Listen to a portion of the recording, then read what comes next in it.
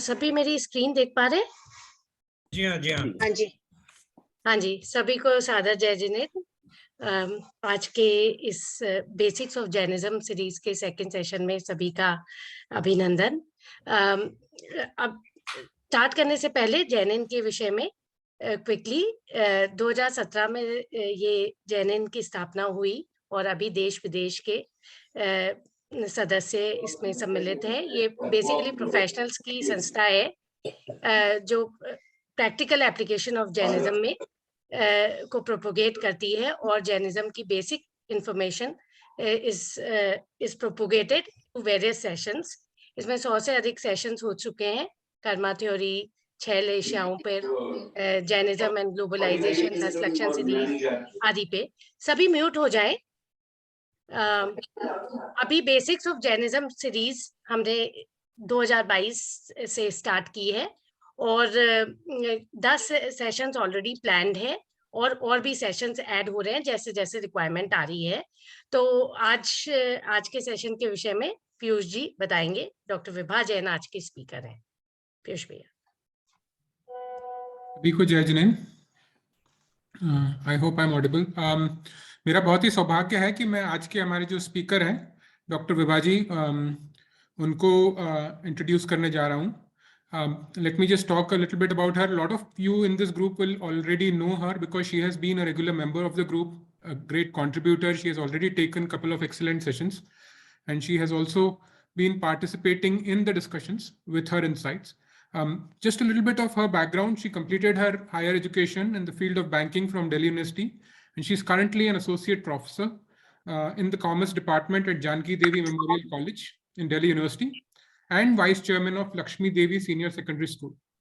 She has been a visiting faculty at prestigious institute. She has also got to her credit a book on non-performing assets in Indian commercial banks.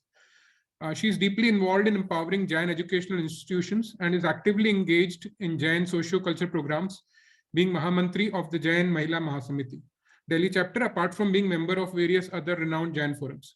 She had recently been to Vietnam for studying the existence of Jain Dharma in South Asian countries. Currently, her mission is to apply the 10 virtues of Jainism in her life.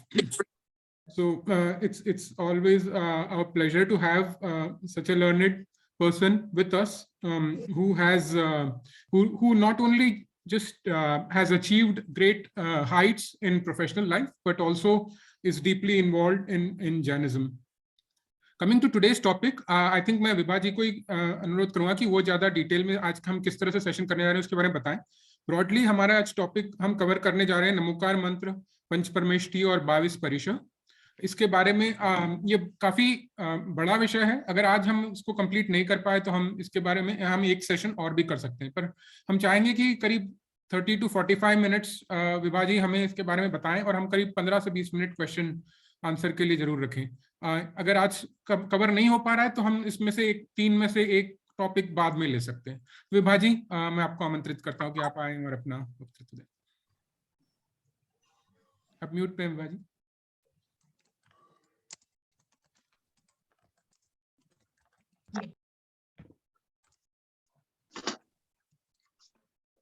can you see my screen? जी, yes yes, Fine, thank you. आज का topic जो है वो बहुत ही simple है।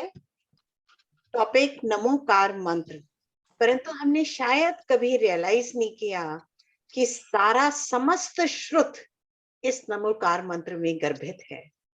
आप ये देखिए, बच्चा पैदा होता है तो जैसे ही पैदा होता है, छठे दिन या पैदा होते ही उसके कान में हम नमोकार मंत्र सुनाते हैं। तो इसका मतलब नमोकार मंत्र में कुछ जरूर ऐसा होगा जो कि जैसे ही बच्चे ने, एक जीव ने मनुष्य जन्म धारण किया तो उसको हमने सबसे पहले नमोकार मंत्र सुनाया। तो ये क्या है नमोकार मंत्र? सबसे पहले हमें ये समझना होगा कि ये क्या चीज है नमोकार मंत्र।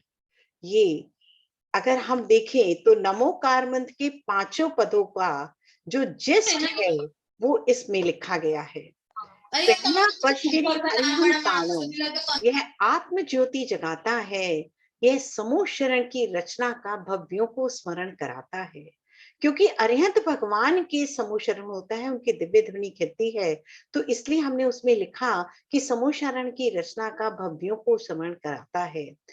दूजा पद श्री सिद्धाणम, ये सबसे बड़ी बात है, इसको अभी मैं आगे लूंगी कि अरिहंताणम के बाद सिद्धाणम कहा है, जबकि सिद्ध जीव वो हैं जिन्होंने 8 कर्मों का नाश किया, जबकि अरिहंत जीव वो हैं जिन्होंने केवल 4 घातियां कर्मों का नाश किया। इसको अभी हम आगे लेते हैं। दूजा पद श्री सिद्धाणम, ये आत्मशक्ति बढ़ाता है।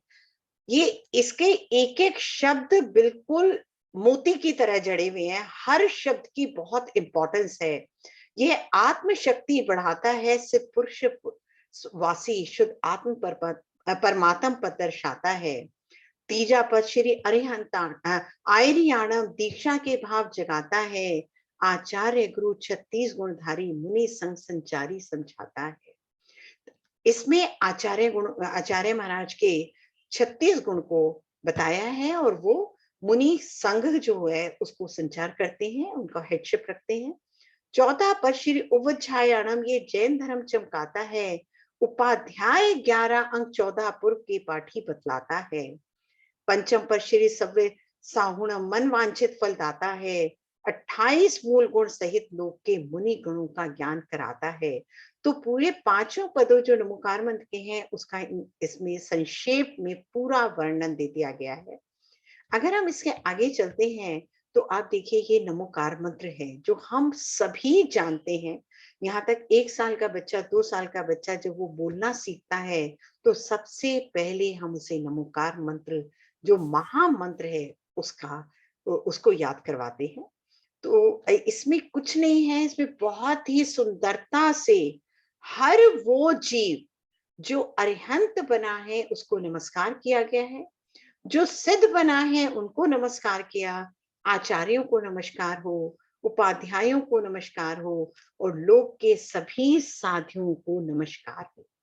तो इसमें हमने 5 परमेष्ठियों को नमस्कार किया है, इसीलिए इसको हम पंच नमस्कार मंत्र भी कहते हैं, परमेष्ठी मंत्र भी कहते हैं, मूल मंत्र, महामंत्र, नवकार मंत्र, अनादि अनंत मंत्र, शाश्वत मंत्र के नाम से बहुत प्रचलित है। आप जहां जाएंगे अलग अलग नामों से बहुत प्रचलित है, परंतु इसमें हमें ये देखना है कि क्यों करा गया। अरिहंतों को नमस्कार किया गया सिद्धों से पहले, जबकि अरिहंतों ने केवल 4 घातिया कर्म नाश किए, सिद्धों ने 8 कर्म नाश कर लिए, तो भी हमने सिद्धों को बाद में नमस्कार किया। क्यों? क्योंकि अरिहंतों के आपकी वाणी खिरी तो हमें अरिहंतों से सीधी देशना मिली, उनसे हमें सुनने को मिला, उनसे हमने देशना पाई, उन्हीं को हमने गुरु माना। तो जो मेरे शाश्वत गुरु हैं, जो मेरे सामने गुरु हैं जिनसे मुझे देशना मिली, सबसे पहले भक्ति से मेरे उन्हीं गुरु को नमस्कार किया जाता है। उसके बाद सिद्धों को नमस्कार किया जाता है। क्यों किया जाता है? क्योंकि सिद्ध वो भगवान, वो जीवात्मा है जिन्होंने 8 कर्मों को नाश कर दिया। अब आचार्य, उपाध्याय और लोक के सभी साधु, इन तीनों को एक ही ग्रुप में रखा गया, परंतु आचार्य संघ के नायक हैं। उपाध्याय जो जीव पढ़ना चाहता है, जो आगे बढ़ना चाहता है, उनके गुरु हैं। तो जो जीव, उनका जो ग्रुप है वो थोड़ा है। आचार्यों का ग्रुप जो है वो पूरे सारे लोग के सभी जने हैं। तो आचार्य वो या संघ में सारे के सारे साधु हैं और लोक के सभी साधुओं को नमस्कार किया गया। इसमें ये नहीं कहा केवल एक आचार्य, ये नहीं कहा एक उपाध्याय, ये नहीं कहा एक साधु, ये नहीं कहा एक अरिहंत, ये नहीं कहा कि एक सिद्ध। इन्होंने क्या कहा? लोक में जितने अरिहंत हैं, जितने सिद्ध हैं, जितने आचार्य हैं, उपाध्याय, लोक के सभी साधुओं को नमस्कार किया गया। इसका मतलब क्या हुआ? हमने ये नहीं कहा कि हमारे एक जीव भगवान है, क्रिश्चियन में कहा जीसस क्राइस्ट भगवान है, गुरु नानक भगवान है, उन्होंने एक एक जीव को कहा। हमारे मंत्र ये इसलिए इतना नवकार मंत्र, पंच परमेष्ठी मंत्र है, नमस्कार है, अनादि अनंत है। क्यों कहा? उन्होंने कहा हर वो जीव भगवान है जिनमें ये गुण प्रकट हो गए। तो उन्होंने इसका मतलब क्या कहा कि तू भी भगवान बन सकता है। उन्होंने ये नहीं कहा है मिस्टर एक्स भगवान है, मिस्टर वाई भगवान है, अगर भगवान वो ही है तो तू नहीं भगवान बन सकता। उन्होंने तो कहा अगर तू भी इस मार्ग पे चल गया, अगर तूने भी आचार्य पद धारण किया और आगे गुण स्थान बढ़ते ही चले गए, विशुद्धि बढ़ती चली गई, तो तू भी कल भगवान बन जाएगा। तो इसलिए ये मंत्र को हमने महामंत्र कहा, हमने महामंत्र कहा, अनादि अनंत मंत्र कहा, अनादि निधन मंत्र कहा। तो ये अनादि निधन क्यों कहा गया? इसमें एक बहुत बड़ा प्रश्न उठता है कि अनादि अनंत क्यों कहा? अनादि मतलब, अनादि और अनंत का क्या मतलब? जिसकी कोई शुरुआत नहीं है। आप ये नहीं कह सकते इस दिन से शुरू हुआ, आप उसका अंत नहीं कह सकते कि इस दिन उसको खत्म हो जाएगा। तो ये अनादि है, ये अनंत है। तो ऐसा क्यों? तो इसमें हमने सबसे पहले तो देखा, इसको मैंने बिल्कुल डिस्क्राइब नहीं किया है कि इसमें 5 पद हैं, 35 अक्षर हैं। 35 अक्षर में मैंने पांचों पद के अलग अलग अक्षर लिख दिए हैं। 58 मात्राएं हैं, हर पद में जितनी जितनी मात्राएं हैं वो अलग अलग करती हैं। तो वो सभी लोग जानते हैं, उसको मैं एक्सप्लेन बिल्कुल नहीं कर रही। ये प्राकृत भाषा में धरसेन आचार्य के शिष्य जो भूतबली हैं, भूतबली पुष्पदंत आचार्य ने षटखंडागम जो सबसे ऊंचा ग्रंथ है, उसमें मंगलाचरण के रूप में लिपिबद्ध किया गया है। तो परंतु ये नहीं हम कहेंगे कि भूतबली पुष्पदंत आचार्य इसके कर्ता हैं। हम क्या कहेंगे? उन्होंने लिपिबद्ध किया है, उन्होंने शब्दों में लिखा है, परंतु इसके जो मूल कर्ता हैं वो केवली भगवान ही हैं, वो अरिहंत भगवान ही हैं। अब अरिहंत भगवान, केवली भगवान को क्यों कहा इस समय? इस समय क्यों कहा? क्योंकि क्यों इसे अनादि कहा? क्योंकि आप इसका अगर सेकंड पॉइंट बहुत ध्यान से ये पांचों पॉइंट समझिएगा, इसमें बहुत कुछ मार्मिक तत्व लिखा हुआ है। प्रत्येक कल्प काल में होने वाले तीर्थंकरों द्वारा इसके अर्थ का प्रतिपादन किया गया। आप देखिए, जब उनकी वाणी खिलती है समूह शरण में, तो उनको वो तत्व धर्म का प्रतिपादन करते हैं।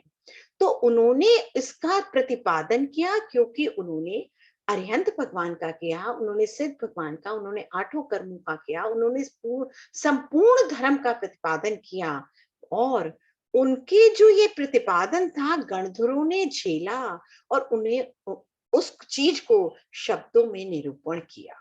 तो अब ये बताइए, पंच परमेश्वरी और इसको मंत्र को स्मरण करने वाले तो अनादि से हैं, अरिहंत भगवान अनादि से हैं। उन्होंने ये नहीं कहा एक चौथा काल था, 2 चौथे काल थे, उन्होंने कहा अनादि से चौथा काल आ रहा है। हर चौथे काल में आपके अरिहंत भगवान हैं, हर चौथे काल में तीर्थंकर भगवान हैं। तो उसमें उनकी जब वाणी खिली तो वाणी में प्रतिपादित हुआ, इसका मतलब अनादि से परिपादित हो रहा है। और गणधर भी हर समूह शरण में है, तो अनादि से उसे शब्द में लिखा गया, निरूपण किया गया। तो जो पंच परमेश्वरी भगवान है वो अनादि से हैं, और जो स्मरण करने वाले हर जीव आत्मा जो है वो भी अनादि से है, हर आत्मा अनादि से है। तो इसलिए लॉजिकली, साइंटिफिकली प्रूव हो जाता है कि ये मंत्र अनादि अनंत है। तो वास्तव में आप ये देखिए, ये नमोकार मंत्र आत्मा का स्वरूप बताया गया। अगर आप ध्यान दें तो नमोकार मंत्र में हर वो जीव आत्मा को नमस्कार किया गया जिसने अपनी आत्मा में रमण किया, अपनी आत्मा को पहचाना, अपनी आत्मा का स्वरूप का ज्ञान किया। तो और हर आत्मा तो अनादि अनंत है। जब हर आत्मा अनादि अनंत है तो ये क्या हुआ? यह मंत्र अनादि काल से गुरु परंपरा से, ये नहीं मैं आप, गुरु परंपरा के द्वारा प्रतिपादित होता ही चला जा रहा है। तो इसलिए इस मंत्र को हमने अनादि मंत्र कहा, इस मंत्र को हमने महामंत्र कहा। और अगर आपने कभी किसी ने पढ़ा हो तो उमा स्वामी आचार्य ने नमोकार मंत्र का जो स्तोत्र है उसमें एक बहुत बड़ी बात कही कि अगर मैं तराजू के एक पलड़े में नमोकार मंत्र रख दूं और दूसरे पलड़े में अगर 3 लोक रख दूं तो नमोकार मंत्र का पलड़ा ही भारी होगा। इससे हम समझ सकते हैं कि इस मंत्र में द्वादशांग श्रुत समाहित किया गया है। तो हम समझ सकते हैं ये मंत्र क्यों महामंत्र है। ये मंत्र सच्ची में महामंत्र है। आप कभी इसका उच्चारण कीजिए, बिल्कुल एकदम ध्यान अवस्था में, जहां आपको अरिहंत भगवान, सिद्ध भगवान दिख रहे हो, उनके गुणों का प्रतिपादन हो रहा हो, उनके गुण आप अपने अंदर से देखें, उसको अनुभव करें, तो ये लगता है कि इससे ऊंचा तो मंत्र कोई हो ही नहीं सकता। तो उसका महात्म्य बताते हुए उसमें आगे कहते हैं, ऐसो पंच नमो यारो सभ्य पाप परिनाशनो मंगलालंचे सव्यसी परमम होई मंगलम। तो इसमें उन्होंने क्या कहा, ये पंच नमस्कार मंत्र, हर मंत्र में हम नमस्कार कर रहे हैं। आप मुझे बताइए, आप स्टूडेंट थे, आपकी टीचर आपको पढ़ाते थे, आपने हर टीचर को क्यों नमस्कार किया? आपने गुड मॉर्निंग जाके कहा, गुरुजी नमस्कार करने को कहा, आपने उनके पैर छुए, क्यों? अगर आप अंदर से अपने मन को टटोलेंगे तो इसलिए मैंने उन्हें नमस्कार किया क्योंकि जो अगर वो फिजिक्स के टीचर थे तो फिजिक्स में उनसे ग्रहण करना चाहती थी, इसलिए मेरे अंदर से उनके प्रति विनय भाव थे, समर्पण भाव था। बस यही तो यहाँ है कि मैं इस संसार रूप से हटना चाहती हूँ। समर्पण भाव है उन सभी आत्माओं के प्रति जिन आत्माओं ने मोक्ष मार्ग पर चलकर वो अपने आत्मा के स्वभाव का अनुभव कर लिया और उसी में रह गए। तो मैं उन सभी आत्माओं को नमस्कार करती हूँ, इसलिए विनय भाव से नमस्कार करती हूँ। तो उन्होंने क्या कहा कि जब तेरा गोल इतना ऊंचा हो गया कि तू अपने स्वभाव को पहचानना चाहते है, मैं कौन हूं, तो क्या हुआ, जब ज्ञाता और ज्ञेय एक हो गए तो वो तो पापों का तो नाश होगा ही, सब कर्मों का नाश होगा और सभी मंगलों में पहला मंगल है। तो प्रश्न उठता है कि मंगल किसे कहते हैं? जो पापों को गलाए और पुण्य को प्रदान करे उसी को तो मंगल कहते हैं। तो ये एक ऐसा मंगल है कि आप के सारे पाप धीरे धीरे नष्ट हो जाएंगे क्योंकि आप अपने स्वभाव में आतुर हो गए, स्वभाव में टिक गए, स्वभाव का ज्ञाता दृष्टा हो गए। तो जब वो होगा तो विकल्प की निरर्थकता पता चल जाएगी, आपको ये पता चल जाएगी मैं करता नहीं हूं, तो आपको पाप तो अपने आप स्वयं गलते चले जाएंगे। तो यही नमोकार मंत्र का महात्म्य है। तो अब प्रश्न उठता है कि डॉक्टर विभा, अगर आप इसको फुल स्क्रीन मोड में कर सकते हैं तो बेटर रहेगा। Okay okay, what should I do? Ask so how I can आप remove शिफ्ट F5 करिए। एक्चुअली नीचे एक आइकॉन दिखेगा आपको जो कप के जैसा दिख रहा है, बॉटम साइड में देखिए, बॉटम पैनल पर एक हाँ, कप ये के जैसा आइकॉन ये दिख रहा है। माइनस के साथ जो आइकन है this ये one? नो कमेंट्स, आप कमेंट्स पढ़, notes, comments, then first, second, third, fourth one. It looks like cup. It looks like cup. Bottom panel देखिए, ग्लास। Bottom This? पैनल देखिए आप, नीचे देखिए आप, नीचे के साइड कमेंट्स लिखा हुआ दिख रहा है आपको। कमेंट मेरे को कहीं नहीं लिखा हुआ, या कमेंट आ गया, यस। कमेंट हाँ, इसके बाद थ्री आइकन छोड़ के फोर्थ आइकन को आप प्रेस करिए, fourth icon, yes this one, yes. Oh that's nice, that's really nice. तो अब इसमें आप ध्यान से देखिएगा नमोकार मंत्र की विशेषताएं। इस मंत्र को क्यों महामंत्र कहा गया? क्यों कहा गया कि इसके कंपैरेटिवली कोई और मंत्र है ही नहीं? ऐसी क्या विशेषताएं हैं इस मंत्र में? तो अगर आप ध्यान से देखें तो आप देखेंगे कि इसमें, देखिए, इसमें किसी भी व्यक्ति, किसी भी विशेष व्यक्ति या किसी देवी देवताओं को नमस्कार नहीं किया गया। कितनी बड़ी बात है। आप कोई भी धर्म में कोई भी मंत्र देखिए, हर मंत्र में एक इंसान, एक जीवात्मा को नमस्कार किया गया है। परंतु ये तो इतना बढ़िया मंत्र है, इतना महामंत्र है, इसमें किसी भी एक को नमस्कार नहीं किया गया। इस मंत्र में किसी धर्म, आप बताइए, नमोकार मंत्र में कहीं जैन शब्द है? कोई धर्म है? नहीं। इसमें धर्म, संप्रदाय अथवा जाति विशेष से संबंध नहीं रखता। इसलिए कोई भी पढ़ना चाहे, उन्होंने ये नहीं कहा कि जैनियों का है, ये मुसलमानों का है, ये सिखों का है। उन्होंने कहा हर वो जीवात्मा जिन पे अंदर ये गुण है, बस वही मंत्र, वही भगवान है। ये मंत्र ऐसा है, आप देखिएगा बाकी भी कोई मंत्र अगर हम लेते हैं तो उसमें हमें कहा जाता है ऐसी शुद्ध अवस्था में बैठिएगा, ऐसे बैठिएगा, ये ऐसे रंग के कपड़े होने चाहिए, इस तरह से ये करना है। ये मंत्र ऐसा है कि ये शुद्ध या अशुद्ध अवस्था में, ये शुद्ध स्थान या अशुद्ध स्थान में पढ़ा जा सकता है, जपा जा सकता है, जबकि अन्य मंत्र तो केवल शुद्ध अवस्था में ही किए जा सकते हैं। इस मंत्र का सबसे बड़ी क्वालिटी जो मुझे सबसे ऊंची लगती है, वो है इस मंत्र में याचना नहीं है, भगवान मुझे ये दे दो, नहीं, ये नहीं है। इस मंत्र में ये भी नहीं है कि भगवान मुझे मोक्ष दे दो, ये भी नहीं है। इसमें ये नहीं है मुझे अरिहंत बना दो, मुझे सिद्ध बना दो, मुझे मोक्ष दे दो, मुझे सम्यक दर्शन दे दो, मुझे कुछ भी, या बाहर की चीजें तो मैं पुद्गल की तो चीजें कही नहीं रही कि मुझे ये पास करवा दो, ये फ्रिज दे दो, ये टीवी दे दो, ये बड़ा मकान दे दो, कुछ नहीं है। जहां जिस मंत्र में मैंने मोक्ष पद को नहीं माना, नहीं मांगा, तो वो मंत्र कितना सुंदर है। जहां याचना का भाव तो है ही नहीं, तो इसमें निस्वार्थ भाव से भक्ति प्रकट की गई है। बिल्कुल इसमें कोई याचना नहीं है, ये भक्ति है, ये मोक्ष मार्ग का सूचक है। इस मंत्र में कोई बीजाक्षर नहीं है।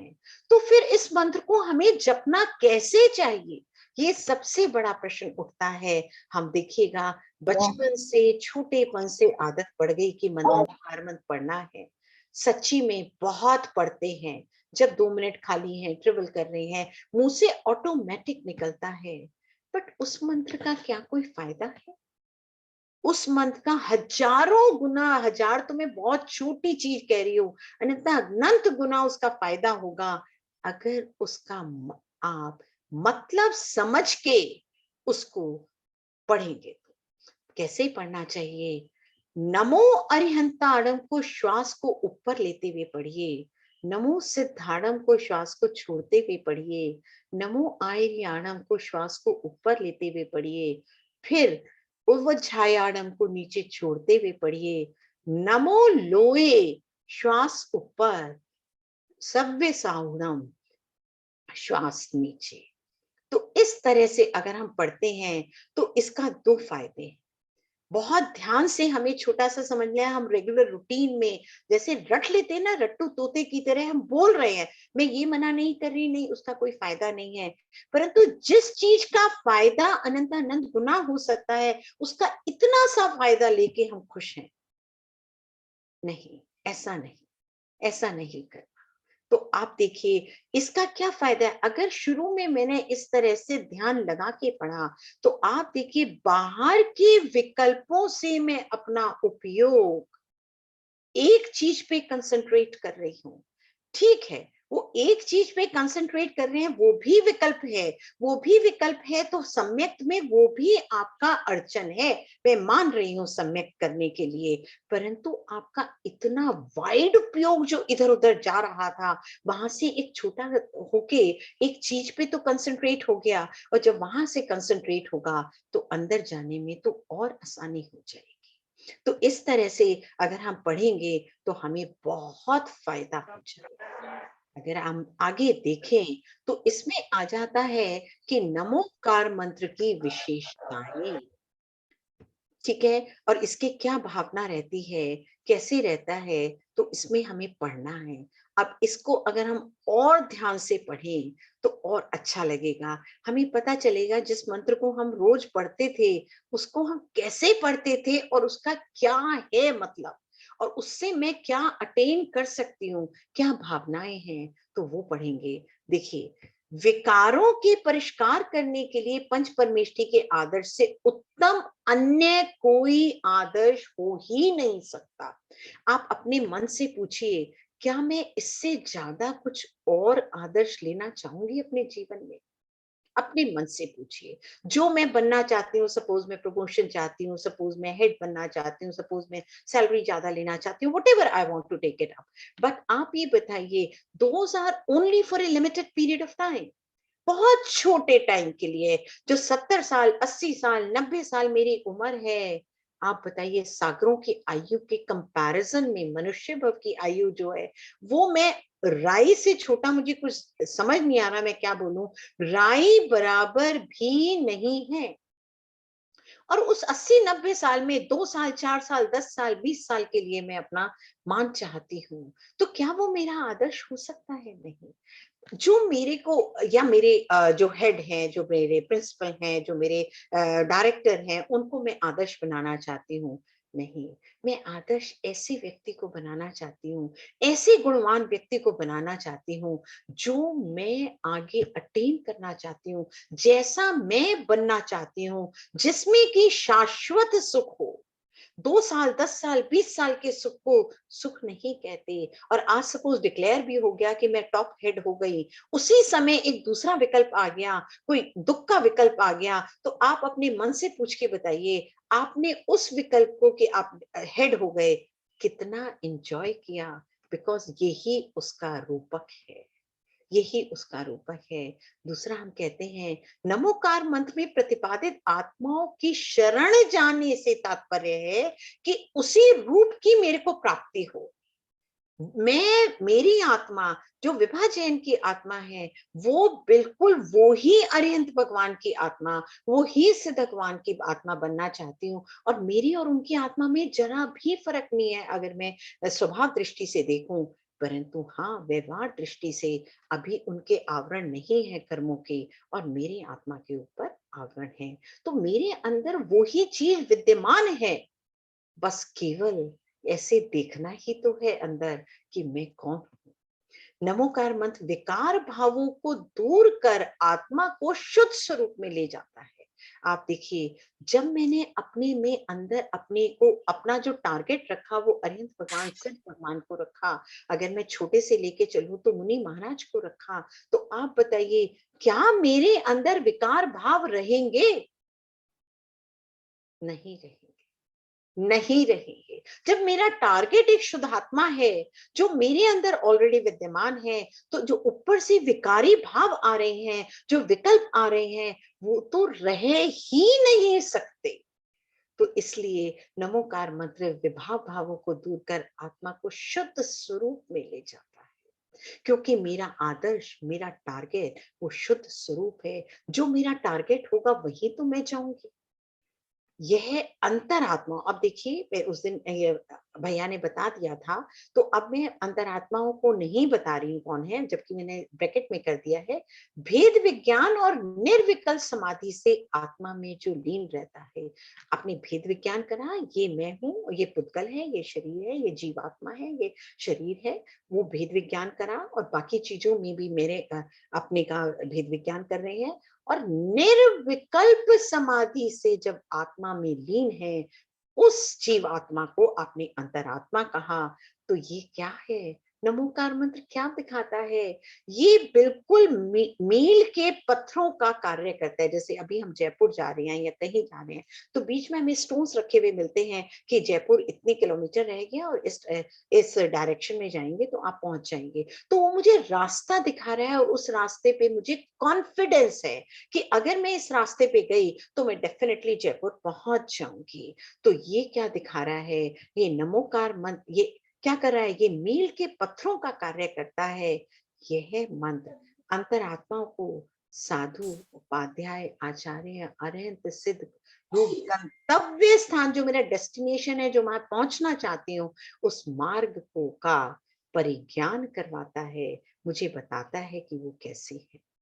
इसके स्मरण से जो भावनाएं उत्पन्न होती है, इसको मैं मतलब ये बताना चाहती हूँ कि अगर अरिहंत सिद्ध आचार्य उपाध्याय सबके गुणों का हम अच्छे से मनन चिंतन कर लें कि अगर ऐसा करते हैं तो क्या क्या मेरे स्वाभाविक आत्मा के गुण हैं, और जो ये जीव आत्माएं जो मुनि महाराज बन गए हैं, आचार्य हैं, उपाध्याय हैं, अरहंत हैं, साधु हैं, उनको क्या क्या गुणों की प्राप्ति हुई, तो जब इतने ऊंचे मेरे भाव हो जाएंगे तो कषायों की मंदता तो स्वाभाविक है, कषायों की मंदता तो वो स्वाभाविक है, तो समस्त कषाय को मिटाने के साधन बनता है। मैं नहीं कह रही कि एक दफा आपने पढ़ा तो आपकी कषाय हट गई, या 2 दफा 10 दफा पढ़ा तो कषाय हट गई, परंतु कषाय को मिटाने के ये साधन बनते हैं, और इससे मैं अपने स्वरूप में अवस्थित होने की मुझे प्रेरणा मिलती है कि जैसे अरहंत भगवान, सिद्ध भगवान अपने स्वरूप में हमेशा के लिए हो गए हैं, अवस्थित हो गए हैं, और वो हमेशा के लिए शाश्वत सुख में आ गए हैं, तो उसी तरह से मैं भी शाश्वत सुख में आ जाऊंगी। जो हम ये बाहरी सुख को सुख कहते हैं, ये शाश्वत नहीं होता, ये तो कर्मानुसार बहुत थोड़े से टाइम के लिए है, और वो भी विकल्पात्मक है, वो भी विकल्पात्मक है। अगर मैं अच्छा विकल्प उठाती हूँ तो उसे कहती हूँ सुख मिल गया, अगर उसी चीज में गलत विकल्प उठा लेती हूँ तो मैं कहती हूँ मैं दुखी हो गया। तो कोई भी चीज ना पक्का सुख का कारण है, ना ही दुख का कारण है, ये मात्र विकल्पात्मक है। तो देखिए, उच्चारण मात्र से पाप और अशुभ का विध्वंस हो जाता है, खत्म हो जाते हैं, और परम विभूति प्राप्त हो जाती है। ये समझ सिद्धियों के दायक है। ये मैं मांग नहीं रही हूँ कि मेरे को ये सिद्धि मिल जाए, जैसे अंजन चोर मांग नहीं रही हूँ, परंतु ये तो स्वयं ही ऑटोमेटिक आती है। मुनि महाराजों को जब आगे गुण स्थानों में जाते हैं कि उन्हें ये पता भी नहीं चलता, एहसास भी नहीं होता कि मुझे ये सिद्धि की प्राप्ति हो गई, क्योंकि उनका वो टारगेट नहीं है कि मुझे सिद्धि मिले। अनंत भवों भवों के पाप अपने आप नष्ट हो जाते हैं, तो ये मुझे बहुत अच्छे से देखना है। तो जब हमने ये कहा कि श्रद्धा से करना चाहिए, तो हम कुछ इसके जो कथानक हैं, जो हमारे डिफरेंट शास्त्रों में आते हैं, हम उनको देख सकते हैं कि वो कैसे हैं। कुछ 1 2 3 टाइम नहीं है, मैं बिल्कुल सारे नहीं, और अभी तो मैंने यहाँ पे कोट भी केवल 5 किए हैं। आप अलग अलग शास्त्र जी में देखें तो नमोकार मंत्र के इतने सारे आपको कथानक मिलेंगे कि आपको श्रद्धान आपका डबल ट्रिपल, तो बहुत कम कह रही हूं मैं, बहुत कम कह रही हूं, आप ऐसे हो जाएंगे कि टोटल डिवोटेड हो जाएंगे इस पे। ऐसे जबरदस्त कथानक आते हैं। चाहे मैं जीवंधर जी की कथा बताऊं, हर कथा को मैं बहुत ज्यादा छोटे में बताऊंगी। कुछ भी नहीं था कि क्या हुआ कि राजपूती के उद्यान में एक ब्राह्मण यज्ञ कर रहे, कुछ ब्राह्मण एक उद्यान में यज्ञ कर रहे हैं। तो यज्ञ करते करते बहुत सारे थालियों में सामग्री है, तो एक कुत्ता आता है जो बहुत भूखा है। बिल्कुल मैं किसी का नाम नहीं बता रही, कुछ नहीं बता रही, बहुत छोटे में बताऊंगी। तो एक कुत्ता आता है, बहुत भूखा है, तो वो यज्ञ की सामग्री को कुछ खा लेता है। अब खा लेता है तो उन ब्राह्मणों को बहुत गुस्सा आता है, और इतना मारते हैं उस कुत्ते को कि वो मरणांत, अभी मरा नहीं है, मरणांत हो गया। इतने में जीवंधर स्वामी आते हैं, जो कि बहुत ज्यादा धार्मिक हैं। वो आते हैं, वहां से जीवंधर स्वामी जा रहे हैं, राजकुमार जी जा रहे हैं, तो वो उसको कुत्ते को देख के कि ये मरण अवस्था में है, तो वो उन्हें लगातार नमोकार मंत्र उसके कान में सुनाते हैं। अब 1 दफा 2 दफा नहीं, जैसे जैसे वो नमोकार मंत्र सुना रहे हैं, तो आप देखिए कुत्ते के जीवात्मा को कि उसे इतनी शांति का अनुभव होता है कि वो ध्यान लगा के सुन रहा है, खून बह रहा है, और क्या होता है वो मरण अवस्था को प्राप्त हो जाता है। उसे ऐसा लगता है कि जैसे महा औषधि मुझे मिल गई है। अब ये मरकर कहाँ जाता है, सुदर्शन नाम का यक्षेंद्र हो जाता है। अवधि ज्ञान से अभी आप ध्यान दीजिएगा एक बात को, अभी वो नमोकार मंत्र सुना ही रहे हैं, जीवंदर स्वामी सुना रहे हैं, जीवंदर कुमार सुना रहे हैं, परंतु अभी वो ऊपर जाते हैं, केवल 3 मूड में पैदा हो गए, उन्होंने अवधि ज्ञान से जाना, क्या यक्षेंद्र देव हो गए, वो जा रहे हैं, वो जीवंदर वो जाते हैं, अवधि ज्ञान जोड़ते हैं और आगे जीवंदर कुमार को नमस्कार कर देते हैं। इस तरह से अभी उनकी आगे बहुत लंबी कथा है, बट मैं केवल ये बताना चाहूंगी, हर बार क्या हुआ, जो कुत्ते का जीव यक्षेंद्र देव हुआ था, वो 3-4 भव बाद क्या होता है कि वो क्या होता है, देवेंद्र ने 1 मिनट में मन सुना रहे हैं, यक्षेंद्र देव बना और जीवंधर कुमार की बार बार बार रक्षा की। जीवंधर कुमार के बाद इतने उपसर्ग आते हैं अगर आप पूरी कथानक पढ़ें, और हर बार यक्षेंद्र देव किसी ना किसी रूप में आके उनकी रक्षा करते हैं। तो लगा कि नमोकार मंत्र कैसे, हम आप जैसे नहीं कि नमो निंदान नमो सदाय नमो हरियाणम ऐसे पढ़ के खत्म, एक एक मंत्र को पढ़ रहे हैं, उस समय अरिहंत भगवान का स्वरूप आंखों के सामने आ जाए, सिद्धाणम बोला तो सिद्ध भगवान का स्वरूप आ जाए। इस तरह से जब श्रद्धान से पढ़ेंगे तभी आगे बढ़ेंगे। चाहे आप अंजन चोर की करिए, पद्ममुचि सेठ की मरणासन बैल को उन्होंने क्या किया, नमोकार मंत्र सुनाया, 2 बैलों में लड़ाई हो जाती है, मैं बिल्कुल नहीं डिटेल कर रही, और जो बैल को उन्होंने सेठ जी ने नमस्कार मंत्र सुनाया, तो उसके प्रभाव से वो क्या हुआ, आगे बढ़ते ही चले गए और राम और सुग्रीव बन गए। जिंदत सेठ के वचनों का अगर आप देखिए अंजन चोर का, तो मैं आपको इतना सा बताऊंगी कि अंजन चोर में क्या हुआ था कि जिंदत सेठ बहुत धर्म ध्यानी थे, सम्यक जीव थे, तो उन्होंने क्या किया, रात को वो जंगल में अपना ध्यान कर रहे थे, अपने को टेस्ट करने के लिए ध्यान कर रहे थे, और वो क्या चाह रहे थे, आकाश कामनी विद्या को वो सिद्ध करना चाहते थे। तो वो नमोकार मंत्र पे पूरा ध्यान लगा के बैठे हुए थे। कुछ देव आए उनकी टेस्टिंग करने के लिए और उनके ऊपर बहुत उपसर्ग किए, परंतु जिंदत सेठ बिल्कुल हिले नहीं। आखिरकार उन्हें आकाश कामनी विद्या सिद्ध हो गई। जब वो सिद्ध हो गई तो वो बाहर गए, दूर दूर से मेरे पर्वत पे इधर उधर सब मंदिरों के दर्शन वगैरह कर रहे थे। मैं बिल्कुल डिटेल नहीं करा रही। अब उसमें क्या हुआ, उनके एक में थे रविशेर ने उन्होंने कहा कि हाँ जी दिनजत दी, आप हमें भी बताइए, हम भी ये मंत्र साधना चाहते हैं, हम भी ये विद्या लेना चाहते हैं। तो उन्होंने पूरा प्रोसीजर उनको बता दिया कि आपको नमोकार मंत्र पे पूर्ण श्रद्धान से आपको 108 बार बोलना है, और एक छीके की तरह का जगह थे जिसमें वो रविशेर जी बैठे, और उसमें उन्होंने हर बार एक नमोकार मंत्र पढ़ना था, और एक जो वो डोरी थी उसको काटना था। तो इस तरह से 108 बार करके जब आप पूर्ण श्रद्धा से करेंगे, तो जब 108वीं दफा जाएंगे, और उस टोपी के नीचे जो झूला टाइप था उसके नीचे सारे बहुत नुकीले औजार थे, और बहुत इस टाइप की चीजें थी कि अगर ऊपर से कोई नीचे गिरेगा तो वो मर जाएगा, उसका देहांत हो जाएगा। इस तरह से था। जब उन्होंने एक एक करके रविशेर जी ने नमोकार मंत्र बोलते चले गए, बट वो हर नमोकार मंत्र के बाद डर रहे थे कि मैंने नीचे गया और मरा, मैं नीचे गया और मरा। इतने में अंजन चोर रानी का हार चोरी करके आ रहे थे, वो वहीं किसी झाड़ी के पीछे छुपे हुए थे अंजन चोर, और उन्होंने देखा कि ये रविशेर क्या कर रहे हैं। धीरे से आते हैं, पूछते हैं कि आप ये क्या कर रहे हो, तो उन्होंने वो पूरा वृतांत सुना देते हैं। तो वो कहते हैं कि मेरे को बहुत डर लग रहा है। अंजन चोर ने क्या सोचा, विचार क्या किया कि मेरे पीछे पूरे रानी के जो पहरेदार हैं वो सारे पीछे लगे हुए हैं, तो मेरे को तो मरणांत होना ही है, मेरे को तो मरना ही है, तो मैं कम से कम जिंदत सेठ के वचनों पे विश्वास करके मैं ये नमोकार मंत्र पढ़ता हूँ।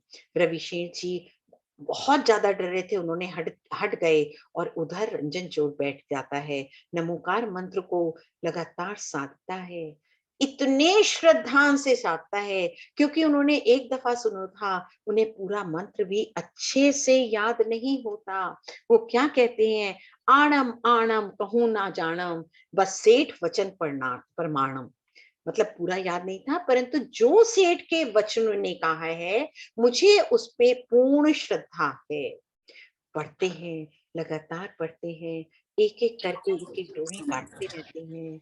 जब आखिरी डोरी काटते हैं, उन्हें एक दफा, रविशेर तो हर बार नीचे आते थे ऊपर चढ़ते थे, नहीं चाहते थे ऊपर चढ़ते थे, एक दफा भी उनके मन में एक विकल्प नहीं आया कि अगर मैं मर जाऊंगा तो क्या होगा, या मेरे को ये आकाश कामनी विद्या सिद्ध नहीं हुई तो मैं नीचे गिरूंगा तो क्या होगा।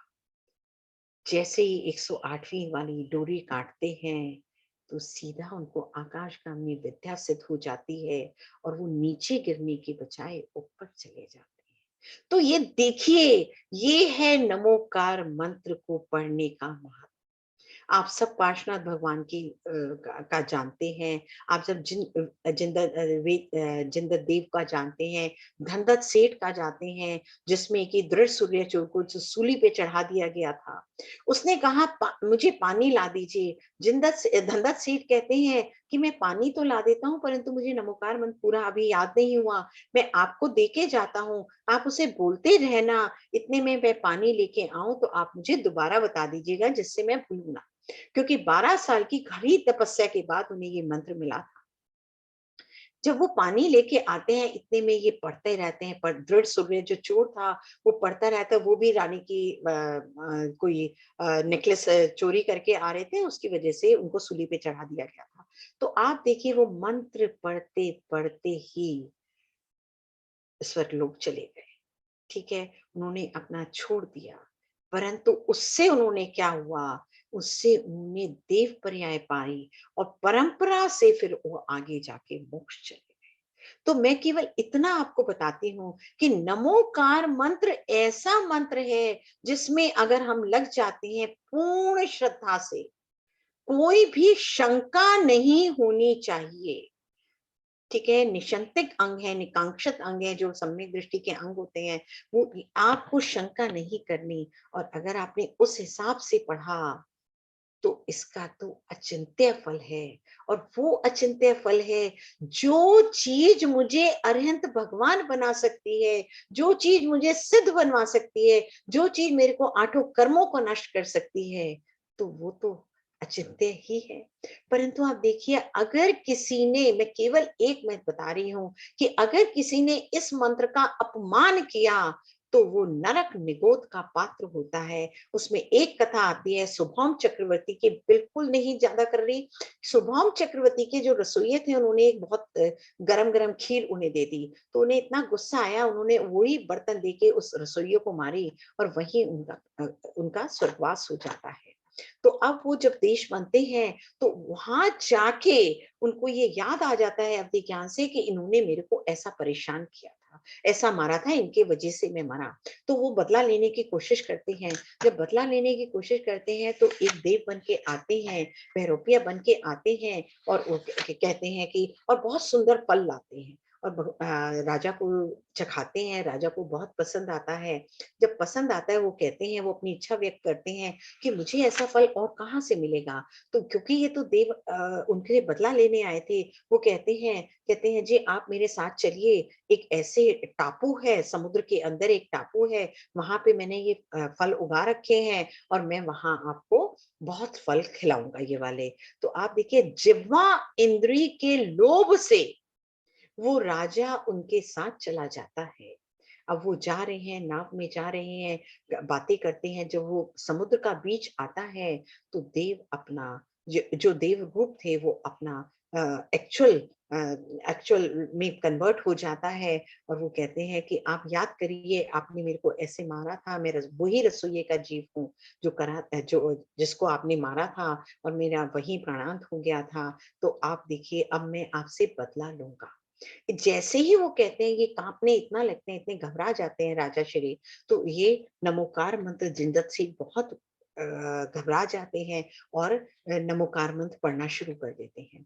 नमोकार मंत्र पढ़ते हैं जब तक, अब ये सेंटेंस ध्यान से देखिएगा, जब तक वो नमोकार मंत्र पढ़ते हैं तो ये जो देव यक्ष थे, ये अपना गलत काम नहीं कर पाते, उनके अगेंस्ट कुछ भी गलत काम नहीं कर पाते।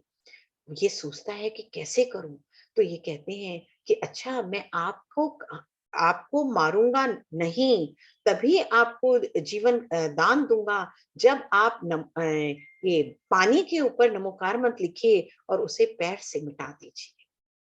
देखिए वो क्या करते हैं, नमोकार मंत्र पानी पे उंगली से लिखते हैं और पैर उस पे रख देते हैं। जैसे ही उन्होंने पैर रखा, वैसे ही उन्होंने उसको मार के और समुद्र में फेंक दिया, क्योंकि नमोकार मंत्र का प्रभाव खत्म हुआ, उसका अपमान हुआ। तो जो वो यक्ष थे, उनकी अपना जो भी उनका बल था, उसके हिसाब से मार के और उन्हें डाल दिया। तो देखिए नमोकार मंत्र का प्रभाव ऐसा है, हमारा ये अनादि अनंत महामंत्र नमोकार मंत्र। तो इसको देखिएगा, तो इसका अगर आप कहते हैं कि मेरे को तो इतना टाइम नहीं है जी पांचों पदों को पढ़ने का, मेरे को तो इतना मैं टाइम नहीं लगा सकता, तो आप इसमें कर सकते हैं अरिहंत का आ, सिद्ध का सी, आचार्य का आ, उपाध्याय का ऊ और साधु का अगर सा ले तो यह 80 औसा बनता है, जिसमें पूरे फिर दोबारा सारा नमोकार मंत्र गर्भित है।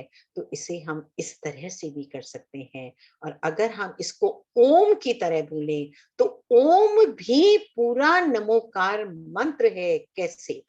अरिहंत परमेष्टि का आ, सिद्ध परमेष्टि अशरीरी है, वो शरीरी, उनके पास शरीर नहीं है, ठीक है, तो उनका भी हमने आ लिया, तो आ जमा आ बन जाता है। उस आ जो आ बना, उसमें आचार्य परमेष्टि का आ मिलाया तो भी वो आ ही रहा। उपाध्याय परमेष्टि का ऊ मिलाया तो आ ओ बन गया, और ओ में मुनि परमेष्टि का मां मिलाया तो ओम बन गया। तो इस तरह से अगर हम कहीं हैं, बिल्कुल नहीं टाइम है, किसी भी तरह से बहुत बीमार है, बोला नहीं जा रहा, तो ओम पे कंसंट्रेशन करिए, बहुत अच्छी चीज है।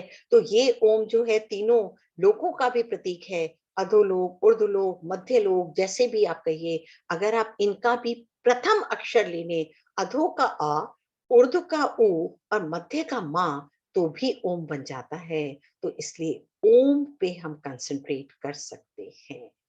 ठीक है, तो अब इसमें पंच परमेष्टि का महत्व बस मैं इतना करके यहाँ पे विराम ले लूंगी, क्योंकि इसके बाद तो पंच परमेष्टियों का पूरा विवरण बताना है कि अरिहंत क्या करते हैं, उनके क्या मूल गुण हैं, आचार्य किन्हें कहते हैं, उपाध्याय किन्हें कहते हैं। तो बस मैं इसके बाद विराम कर दूंगी। तो देखिए ये हम सबको आता है, मैं बिल्कुल नहीं पढ़ रही हूँ। तो इन सब में हमने केवल इतना बताया है कि लोक में 4 मंगल हैं। कौन कौन से मंगल हैं? अरिहंत भगवान मंगल है, सिद्ध भगवान मंगल है। अच्छा, देखिए ध्यान से देखिएगा, लोक में 4 मंगल हैं, अरिहंत भगवान, सिद्ध भगवान। अब हमने साधु को मंगल कहा है, इसको बहुत बड़ी चीज है जो हम के आगे या तो नेक्स्ट में कभी भी हमें टाइम मिलेगा तो हम बताएंगे यहाँ पे साधु क्यों।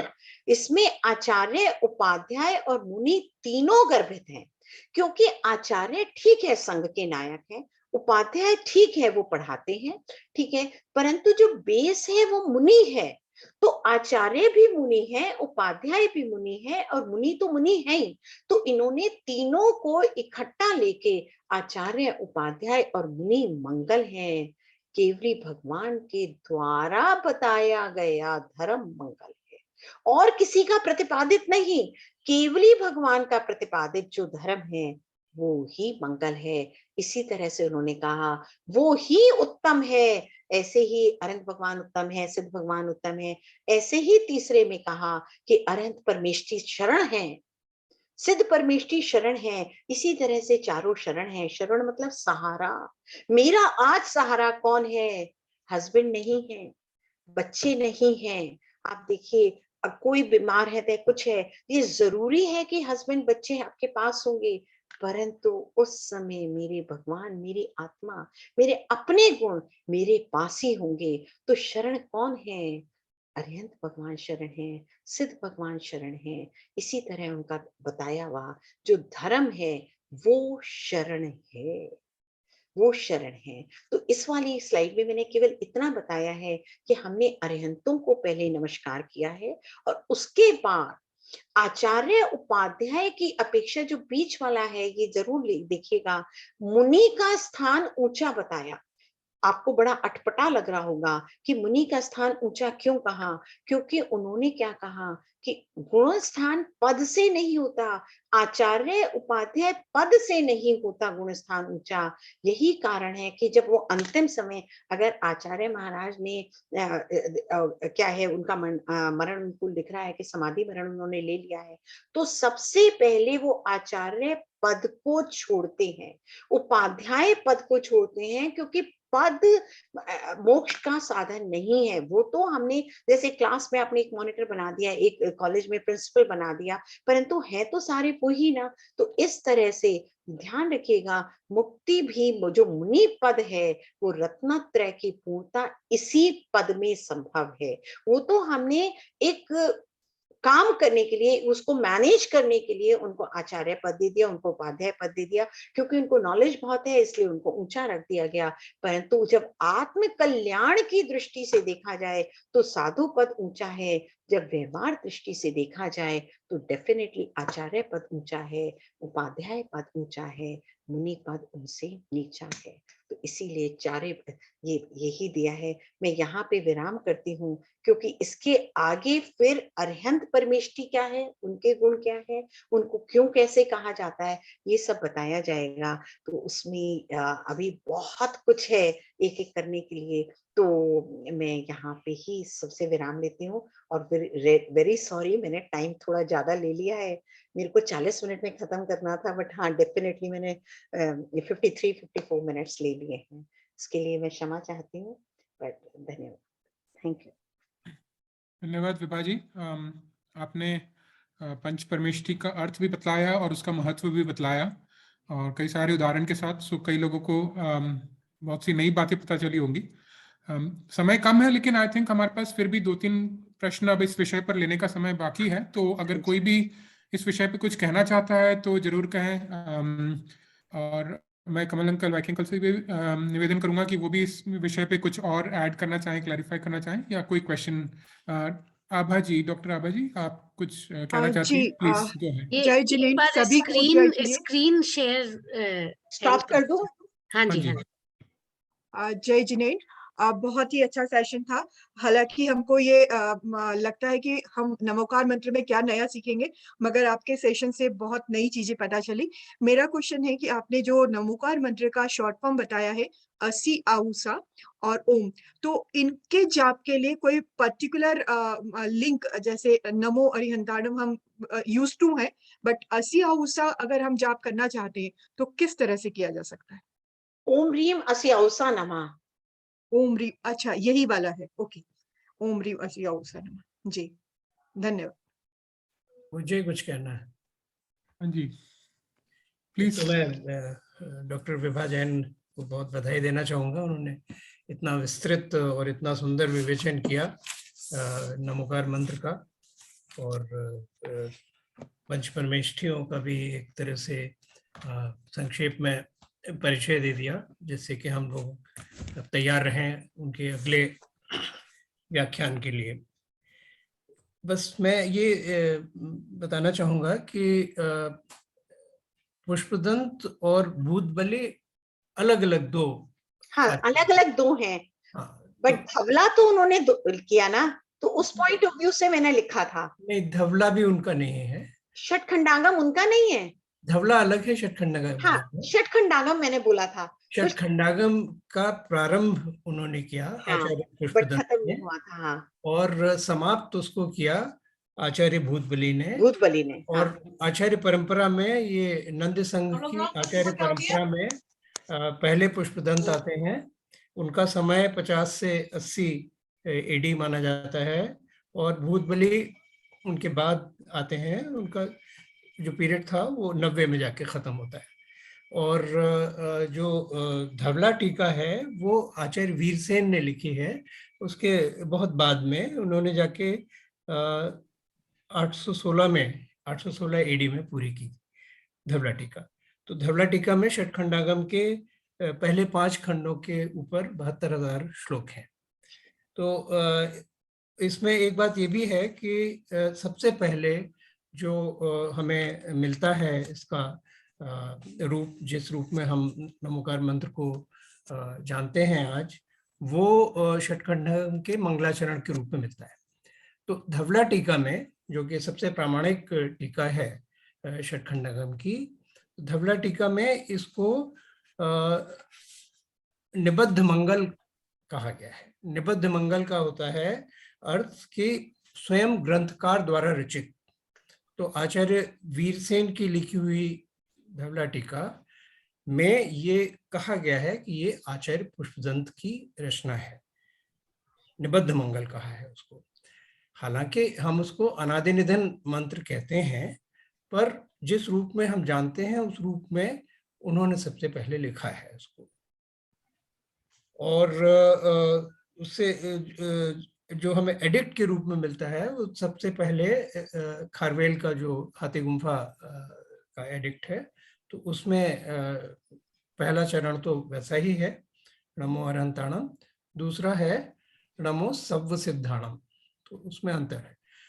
तो उसका भी काल वही है जो षटखंडागम का है, काल वही काल उसका है। तो यानी तब मतलब ये हम अर्थ लगा सकते हैं इसका कि वेरिएशंस थे, पर इसको स्टैंडर्डाइज जिस फॉर्म में हम जानते हैं आज, वो सबसे पहले षटखंडागम में लिखा गया है।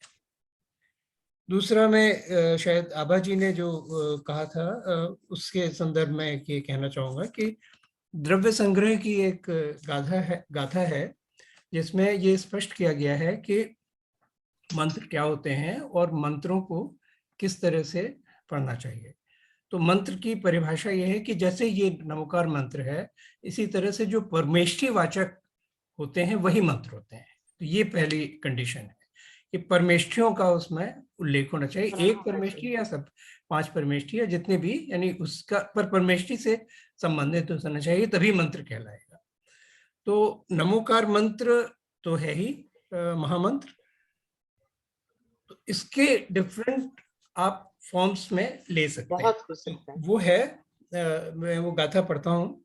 35 16 56 शद दुग मेघम च जव झाए परमेठि वाचयाणम अन्नम च गुरु वये सेण। इसका मतलब हुआ कि 35 अक्षर 16 पूरा नमोकार मंत्र है, 16 अक्षर यानी अरहंत सिद्ध आयरिया ओवज्झाया साहू, 6 में अरहंत सिद्ध, 5 में असियावसा जो आपने बताया, 4 में अरिहंत, ये तो चल रहा है टेस्ट स्पीकर एंड माइक्रो, और 1 ओम। जैसा विभा जी ने बताया कि ओम में 5 परमेष्ठियों का स्मरण समाहित हो जाता है। इसकी भी बड़ी एक सुंदर गाथा है। अरिहंता अशरीरी आयरिया उवज्झाय मुणिनो पंचक्षर निपन्नो ओंकारो पंच परमिट्ठी। यानी 5 अक्षरों से ओम नमः अगर ओम नमः उसका पार्ट नहीं है। नमो अरहंताणम नमो सिद्धाणम, उसमें न ओम है, न ह्रीम है, न श्रीम है, कोई बीजाक्षर नहीं है, जैसा उन्होंने भी स्पष्ट किया है। केवल इतना ही है, तभी 35 होंगे, वरना 35 पूरे नहीं होंगे जी। ये बिना किसी एडोर्नमेंट के है। नमो अरहंताणम नमो सिद्धाणम नमो आयरियाणम नमो बच्चायाणम नमो लोए सव सापुणम। यही है मूल मंत्र, इतना ही है, इसमें कोई आगे पीछे लगाने की जरूरत नहीं होती है। तो जो हम ओम नमः एक मिनट में पूरा कर लो जी।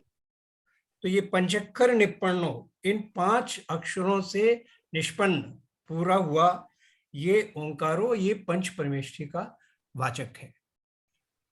अब आप बताएं क्या कह रहे थे आप? हम लोग अच्छा, दूसरी बात एक और है इसमें कि परमेष्टि वाचयाणम अन्नम च गुरुवये सेण, यानी पर दूसरा कोई मंत्र अगर आपको जपना है या उसका ध्यान करना है तो पहली बात तो ये कि वो पंच परमेष्टि में से उनका वाचक हो। तो दूसरा ये कि जैसा गुरु बताएं, गुरु के उपदेश से, उनकी आज्ञा के अनुसार फिर आप उसका जाप या ध्यान करें।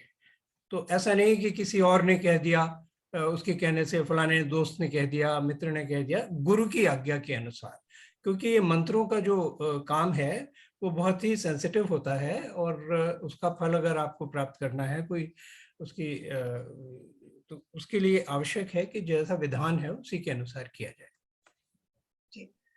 मैं आपसे पूछ रही थी कि कई बार ऐसा मतलब सुनने में आता है ओम नमो अरिहंताणम, तो ये भी वैलिड है, मतलब ओम नमो अरिहंताणम या नमो अरिहंताणम, इन दोनों में नमो अरिहंताणम। आप 35 केवल नमो, आप इसके अक्षर गिने तो जी अब आपको जी पता लग जी, जाएगा। 35 बिल्कुल अक्षर गिने हैं, उसमें अगर आप ओम जोड़ देंगे तो फिर 35 नहीं रह जाएंगे, फिर वो कुछ दूसरा हो जाएगा। जी अगर जी। आपके गुरु ने कहा है कि ऐसे करिए तो नहीं आप नहीं कर नहीं, सकते वो गुरु ने तो नहीं, मतलब ये यूज टू सुनने में कई बार आ जाता है हैं। ओम नमो अरिहंताणम, तो वो आदत में आ जाता है, तो वो इसलिए मैं आपसे पूछ रही थी। नहीं, उसमें कोई हानि नहीं है, लेकिन वो नहीं है, जी बिल्कुल, है ना। जी जो कहा गया है, जो 35 अक्षर का मंत्र कहा गया है, वो तो यही है, जी, उसमें बिल्कुल, कुछ नहीं जोड़ना है। धन्यवाद। मेरा क्वेश्चन था छोटा सा, हम जब बोलते नमो लोए सव्वे साउदम, तो मेरी अंडरस्टैंडिंग ये थी जगत के सब साधुओं को नमस्कार। सही है। तो अंकल जगत के सब साधु मीन्स जो परमेष्टि वाले हैं, जो हमारे उसमें हैं, साधु का बाकी तो धर्मों के साधु नहीं। साधु की तो जो डेफिनेशन दी हुई है ना, वही साधु है, हाँ। बाकी साधु नहीं है। 28 बाकी किसी धर्म के साधु की कहने बात कोई नहीं है। अपने को भगवान रजनीश कह ले या हाँ। साधु फलाना कह ले या आचार्य फलाना कह ले, तो उससे तो कुछ नहीं होता। साधु की तो परिभाषा दी हुई है। मतलब साधु ये की परिभाषा आचार्य कुंद ने पंच महागुरु भक्त में दी हुई है। थिर लेकिन धरे मुझे पूछना है सील माला, वह गए राया जसोह पड़े हत्था, वह विनय भूसी अंगा, सुखायम साहू पैच्छन्तु। जिसने शील की माला स्थिरता से धारण की हुई है, जो समस्त राग द्वेषों से व्यपगत है, और जो जसोह पड़हत्था, यानी जिसके सारे यशों का समूह प्रतिहस्त है, और बहुत हर प्रकार के विनय से जिनका अंग सुशोभित है, वो साधु परमेष्ठी मुझे दिव्य सुख यानी मोक्ष सुख प्रत्यक्ष करें मेरे लिए, ये उन्होंने कहा है। और भी इसी तरह से आप अगर द्रव्य संग्रह देखेंगे तो उसमें भी इसी तरह की परिभाषा है। मैं और समय नहीं लूंगा। तो किसी के कहने से साधु नहीं हो जाता कोई, जो इस पर खरा उतरे इस कसौटी पर, वो साधु है। तो इस तरह से लोक में जितने भी हैं, लोक का मतलब केवल भारत ही नहीं, भारत क्षेत्र में, संपूर्ण भारत क्षेत्र में, विदेश क्षेत्र में, सब जगह मिलाकर जितने भी साधु हैं, उन सब का नमस्कार इसमें किया जाता है। अंकल मेरा इसमें मेरी एक अंडरस्टैंडिंग है जो मैं आपसे क्लेरिफिकेशन करना चाहता हूँ। नमोकार मत में अपन मतलब नमो लोए सव्य साहुनम, तो मैंने ऐसा सुना है कि जो लोए है, नमो लोए, वो बाकी पदों में इम्प्लिसिट है कि सभी अरिहंत सभी इसको अंतक कहते हैं। जी हाँ, इसको अंतक कहते हैं, यानी ये कंक्लूड करता है। पंचाक्षर जो हमारा ये पंच नमोकार मंत्र है, पंच नमस्कार मंत्र है, इसको समाप्त करता है नहीं। तो इसमें लोए भी और सव भी, तो आशय निहित है। मतलब ये है कि नमो लोए सव अरहंताणम, लोक में जितने भी अरहंत हैं उनको नमस्कार है, पर उनको कहने की आवश्यकता नहीं है। अंतक में आ गया तो सबके लिए वो अप्लाई करता है। बिल्कुल, हाँ। और एक और मैंने सुना है कि ओम जैसे जी अंकल, हाँ ना, आप बोलिए अंकल प्लीज। नहीं, मैं और इसमें डिटेल में नहीं जानता। ऐसे शुरू में भी कहते हैं, मध्य में भी कह देते हैं। जैसे कि ये है ना कि जब आप इसका चत्तारे मंगल करते हैं ना, दंडक कहते हैं उसको, चत्तारे दंडक कहते हैं। तो उसके पहले का श्लोक होता है झाये पंचवे गुरुवे मंगल चौ शरण लोए परिहरिये नरसुर खेर महिये आराहण नायगे वीरे। तो उसमें आप देखेंगे मंगल चौ शरण लोए परिहरिये, तो बीच में चौ आ गया जी। तो वो सबको अप्लाई करेगा। तो इसी तरह से ऐसे होता है, तो ये अंतक कहलाता है, जहां के बाद में आप कुछ कह देते हैं जो सबको क्वालिफाई करता है। जी अंकल, हाँ अंकल, ये नॉलेज बहुत जरूरी है, कई बार थोड़ा सा मिसअंडरस्टैंडिंग हो जाती है। लोग ये समझते हैं कि सिर्फ लोए सब साहुणम सिद्धो सभी साधुओं को ही नमस्कार किया है, बाकी सबको एक एक किया है। तो ऐसा कहीं कंफ्यूजन आया था, तो वहाँ एक एक का क्या अर्थ मेरे समझ नहीं, मतलब कहीं किसी ने पूछा था कि भाई अरिहंतों को तो एक ही बार नमस्कार करें, एक ही अरिहंत को कर रहे हैं, एक ही सिद्ध को कर रहे हैं। अरहंताणम का मतलब ही वही होता है। अरहंताणम जो है वो बहुवचन है चतुर्थी का, सभी विभक्ति होती है, संप्रदान जिसको कहते हैं, तो उसका बहुवचन है, तो वो तो एक में तो है नहीं वो। बिल्कुल बिल्कुल, हाँ। एक में तो अरहंताय होता, हाँ जी बिल्कुल, है ना। तो अरहंताणम का मतलब ये हो गया अरहंतों को नमस्कार है, अरिहंतों को नमस्कार, सिद्धों को नमस्कार है। सिद्धाणम, आयरियाणम, वज्जायाणम, सब में एक ही विभक्ति है, बहुवचन की विभक्ति है, बहुवचन का संप्रदाय है। बिल्कुल, हाँ अंकल। एक और था इसमें, मैंने ये भी सुना कि ओम रीम अरहम असी औसा, ऐसा भी बोलते हैं कई बार, तो वो भी ठीक है? पंचाक्षर तो है नहीं। हाँ, तो ओम रीम अरहम लगा दिया शुरू में उसमें। हाँ, तो पंचाक्षर नहीं है ना, पर तो गुरु ने कहा है तो आप कह सकते हैं, है ना। हाँ जी, हाँ, बस ये भी क्लेरिफिकेशन चाह रहा था कि गुरु से अगर मिला है तो आप कह सकते हैं, क्योंकि पंचाक्षर पंच परमेष्टि वाचक है, वो क्वालिफिकेशन तो हो गई। पर न 35 है, न 16 है, न 6 है, न 5 है, न 4 है, न 2 है, न 1 है। तो वो तो आप यथावत बिना किसी देशना के, बिना किसी उपदेश के आपको जपने की, ध्यान करने की आज्ञा है। बिल्कुल। उससे अगर कहीं वेरिएशन है तो, चूंकि इसको भी कहते हैं कि कस्टमाइज किया जाता है मंत्र को भी, तभी तो कहते हैं ना कि उनसे मंत्र लीजिए। तो कस्टमाइज करके अगर आपके गुरु ने कहा है, गुरु भी वैसे ही जैसे कि गुरु की परिभाषा है उसके अनुसार है, तो आप कर सकते हैं, कोई हानि नहीं है। बस एक छोटा सा और सवाल है अंकल मेरा, फिर उसके बाद बाकी सब पूछ लेंगे कि अपन कहते हैं अनादि निधन मंत्र है, तो अपन इसको क्या ऐसा कह सकते हैं कि ये कभी तीर्थंकरों के दिव्य ध्वनि में आया था इसलिए अपने को मिला है, या फिर ये हमेशा से ही था? कैसे समझे इसको अपन? नहीं, तो अनादि निधन का तो अर्थ यही होता है कि ना इसका आदि है, ना इसका कोई अंत है ना। तो अब तीर्थंकरों, अब धर्म के बारे में भी ये कहा जाता है कि धर्म किसी के द्वारा बनाया हुआ नहीं है, धर्म तो है ना। धर्म का मतलब ये है, जैसे कि धर्म की परिभाषा है कि वस्तु का स्वभाव धर्म है, 10 तरह का जो क्षमा आदि धर्म है, और रत्नत्रय धर्म है, और जीवों की रक्षा धर्म है। तो ये चीजें तो शाश्वत हैं। ये बस ये है कि तीर्थंकरों की दिव्य ध्वनि में, उनकी वाणी में ये एक्सप्रेस होती हैं, मैनिफेस्ट होती हैं।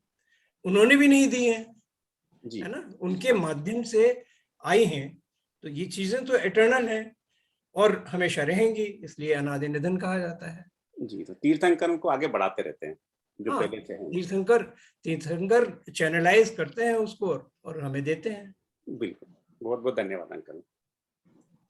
नीरज भाई के इस दोनों पॉइंट को थोड़ा सा मैं और सरल भाषा में बताऊं।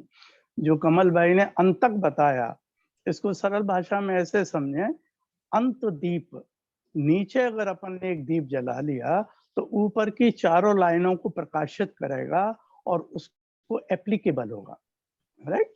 That is one explanation. दूसरा, जो अनादि निधन की बात हो रही थी, क्या कोई ऐसा जीव है जो बगैर पंच परमेष्टि का स्तवन किए बगैर मोक्ष चला गया हो? अनादि से, इस अपेक्षा से भी इसको अनादि निधन कहा जाएगा। और आगे भी पंच परमेष्टि के स्तवन के बगैर, उनके स्मरण के बगैर कोई मोक्ष नहीं जाएगा। इस अपेक्षा से भी इसको अनादि निधन कहेंगे। दूसरा, मैं एक विभा बहन को कहना चाहता, हालांकि उन्होंने इतनी प्यास जगा दी है लोगों के अंदर के टाइम ही नहीं मिल रहा बाकी लोगों को लेकिन एक चीज सिर्फ मैं कहना चाहूंगा कि पार्श्वनाथ भगवान ने नमोकार मंत्र का संबोधन नहीं किया था, उन्होंने उनको संबोधन किया था, उनको बस प्लेन संबोधन, क्योंकि भगवान पहले सिद्ध के अलावा किसी को भाते नहीं, उनको नमस्कार करते नहीं हैं, ये एक सिद्धांत है ना। नमोकार मंत्र एलोबरेट करेंगे दोबारा अंकल, जब हाँ, पार्श्वनाथ भगवान वाला। भगवान जो तीर्थंकर होते हैं वो सिर्फ सिद्धों को नमस्कार करते हैं, अरंत और आचार्य उपाध्याय साधु को नहीं।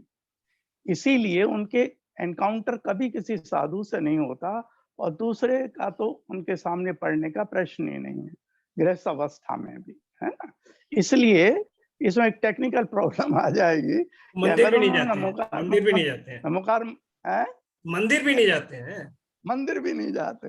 इसमें बड़ा इंटरेस्टिंग एक पॉइंट आया था कि आदिनाथ भगवान जब आने वाले थे तो इंद्र ने मंदिरों की रचना करी, तो उन्होंने पूछा कि भाई भगवान को तो मंदिर जाना नहीं था, तो फिर इंद्र ने इतना बड़ा मंदिर क्यों बनवाया?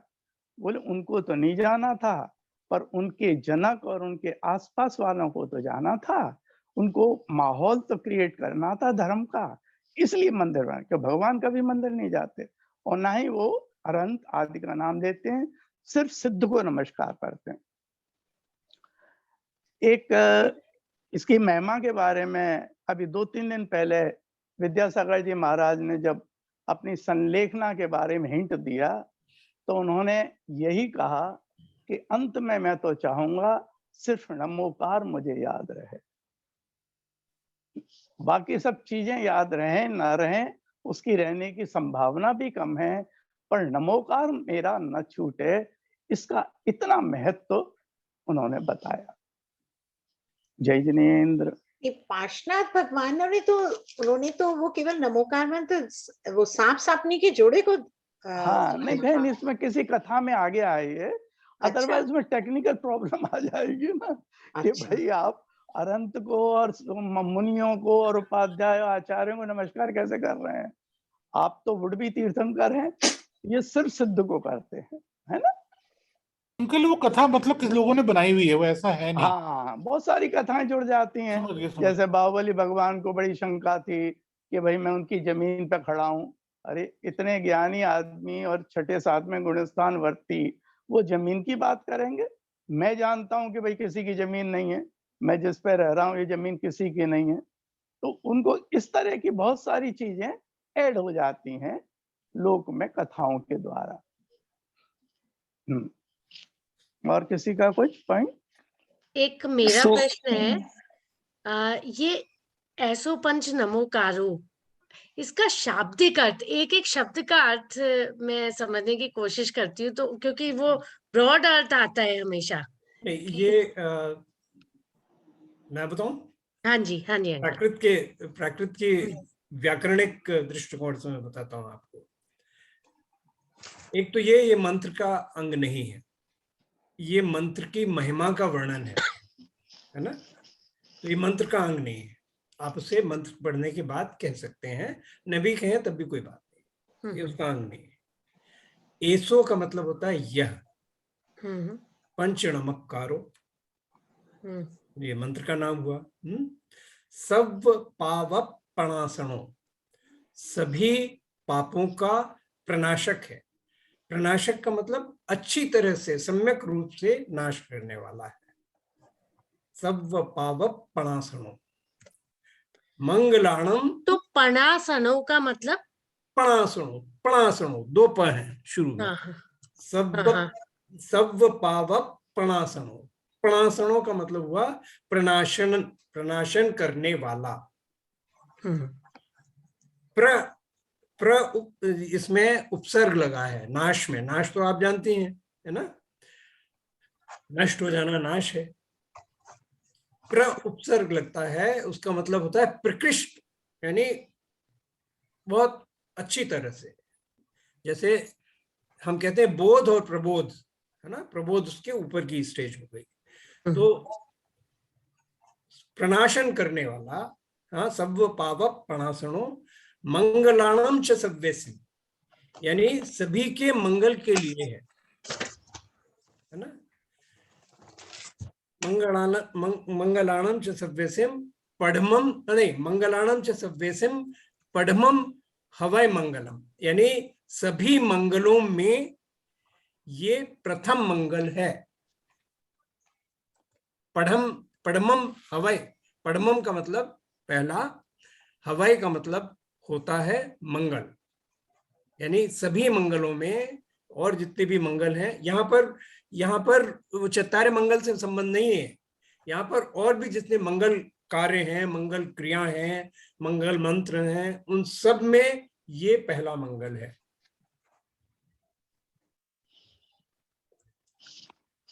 मंगलानम च सव्यसिम, मंगलाणम च सव्यसिम, मंगलानम में आणम मतलब क्या है? आणम अलग से नहीं होता है, आणम ये प्रत्यय लगता है जिससे कि चतुर्थी या षष्ठी विभक्ति बनती है बहुवचन में। मतलब जैसे हम कहते हैं कि उसके लिए या उसका, वो वाली विभक्ति है बहुवचन में, यानी उनका, उन मंगलों में सव्यसिम, ये वहां पर सप्तमी विभक्ति लगी अधिकरण, कि उन सब मंगलों में ये पढ़मम हवय मंगलम, ये पहला मंगल होता है। ठीक है, तो मंगलानम च सव्यसिम मतलब सभी मंगलों में, हाँ, और फिर पद्मम हुवई मंगलम पहला मंगलम पहला है, मंगल होता पहला है। मंगल है। मेरा एक क्वेश्चन था in practical the way when we chant, जब मैं जैसे मंत्र जप रहे हैं कि क्या भाव रहे, जैसे इस मंत्र में भी है कि हम गुणों की अनुमोदना कर रहे हैं, गुणों की पूजा कर रहे हैं, कि जैसे जो गुण हैं भगवान के वैसे हमारे में भी है, लेकिन वी नीड टू रिमेम्बर गुण। तो ऐसा क्या हम साथ में चैंट कर रहे हैं या साथ में या स्तुति कर रहे हैं कि वो गुण हमारे मन में आए, तो ये मैकेनिकल नहीं बन जाए कि हम एक तरह से व्यक्ति विशेष की, पद विशिष्ट की हम पूजा कर रहे हैं, हम एक्चुअली गुणों की कर रहे हैं और इस मंत्र में गुण नहीं है। तो it's like you have to have this along with एक पूजा है, स्तुति है, जिसको हम हमेशा ध्यान रखें कि क्या गुण है वो जो मेरे मन में आए। वही, ये नहीं, वो भाव तो आपको रखना ही है ना, कि जब आपने अरहंत को नमस्कार किया तो जैसा विभा जी ने भी बताया था कि आपके मन में अरहंत का स्वरूप आना चाहिए, कि जिन्होंने ये सभी घातिया कर्मों का नाश कर दिया है, जो सर्वज्ञ हैं, जो हितोपदेशी हैं, जो वीतराग हैं, है ना, वो अरहंत है। जब आपने समझ रहा हूँ कि भी ध्यान रखना चाहिए, जब आपने रमो अरहंताणम कहा तो तब आपके मन में वो भावना आनी चाहिए। इसी तरह से सिद्ध, जिन्होंने अपने सभी कर्मों का नाश कर दिया है, वो सिद्ध। तो डॉक्टर विभा पंच परमेष्टि के सभी गुणों को नेक्स्ट सेशन में बताएंगे, तो तब हमें होगा कि हमें सबको ध्यान करते हुए उनके कौन से गुणों को, उसके बारे में और जानकारी मिलेगी। क्योंकि आई थॉट कि next session was supposed to be on something else. नहीं, we'll have to extend it.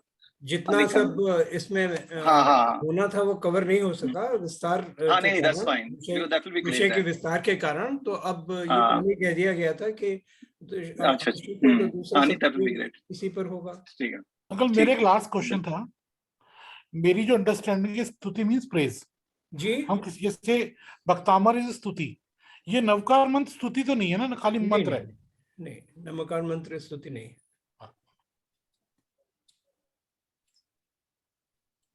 विशाल भाई, स्तुति और वंदना में अंतर होता है।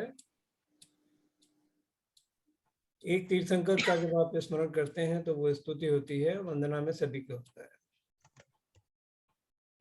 और is it the other way around? Other way around.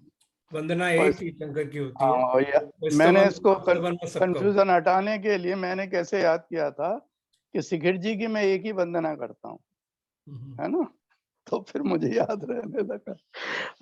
विशाल, तुम्हारा जो पॉइंट था उस पर एक चीज मैं ऐड करना चाहूंगा कि 46 गुणों को याद करना तो फिर सवेरा हो जाएगा तुम्हारा, है ना, एक एक को करोगे तो वो तो बैकग्राउंड में रहेगा तुम्हारे, राइट। लेकिन जब तुम अरंत कह रहे हो तो उस पद को, उस इमेज को जो मंदिर में अपन डेली देखते हैं, उसको बस याद करोगे तो बैकग्राउंड में वो उनके गुण आ जाएंगे। क्योंकि अब सिद्ध भगवान की बात जानकारी तो करोगे रहती तो है वैसे ना, तो अनंत awareness गुण तो है है। उनके। अब क्या करोगे? तो वो अपने ज्ञान में रखो, श्रद्धा में रखो और इस पद को इम्पोर्टेंस दो। अरंत जब आए तो अपने जिस मंदिर में आप जाते हैं उनको देखिए, प्रतिमा को। सिद्ध आए तो कल्पना करिए सिद्ध भगवान वहां बैठे हुए हैं। आचार्य जो आपको फेवरेट लगते हैं, अच्छे जो प्रभावक हैं, उनको उपाध्याय और मुनिराज को, है ना। मैं ऐसे करता हूँ, जब भी इसको करता हूँ तो कोशिश करता हूँ वो मेरे इमेजिनेशन में आए। उस पर कंसंट्रेशन भी अच्छा होता है, भाव भी अच्छे बनते हैं, श्रद्धा भी होती है, इधर उधर भटकन नहीं होती। तो अंकल हम सर्वज्ञ, समझ गए अंकल। वीतरागी, हितोपदेशी जो 3 गुण हैं उनका स्मरण कर सकते हैं कि भाई वो वीतरागी हो हाँ, गए, किस तरह से वीतरागी हो उसमें गए? सब चीजें समाहित हो जाती हैं। जी। मुख्य ये क्योंकि 46 कहाँ तक याद हो गए और 46 को करना मुश्किल है, 3 सबसे बड़ी चीज। तो सारे 46 और गुण मैं पूरी इसमें हमारी तो बैटरी गड़बड़ कर। इसमें ये भी कर सकते हैं कि एक तरह से ये एक आभार है हमारे मन में आए कि ये जो गुरु हैं, भगवान है, उन्होंने रास्ता दिखाया हमें।